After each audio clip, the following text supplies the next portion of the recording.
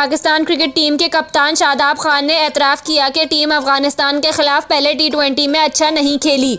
Sharjah में match के बाद गुफ्तगू करते हुए कप्तान ने कहा कि हम नए खिलाड़ियों के साथ मैदान में उतरे थे। नए खिलाड़ियों से अच्छी कारकर्दगी नर्वस होने की वजह से नहीं हो सकी। शादाब खान ने कहा कि खिलाड़ियों में टैलेंट है। दूसरी जानिब अफगानिस्तान क्रिकेट टीम के कप्तान राशिद खान का कहना था कि 120 रन होते तो जीत मुश्किल हो जाती। हमेशा पाकिस्तान के खिलाफ जीत के करीब पहुंचकर हार जाते थे, मगर इस बार फतह मिल गई। राशिद खान ने 3 T20 मैचेस की सीरीज जीतने की ख्वाहिश का इजहार भी किया। वाज़ेह रहे कि 24 मार्च की शब अफगानिस्तान ने पाकिस्तान को 6 विकेटों से शिकस्त देकर पहली मर्तबा पाकिस्तान के खिलाफ इंटरनेशनल मैच में फतह हासिल की।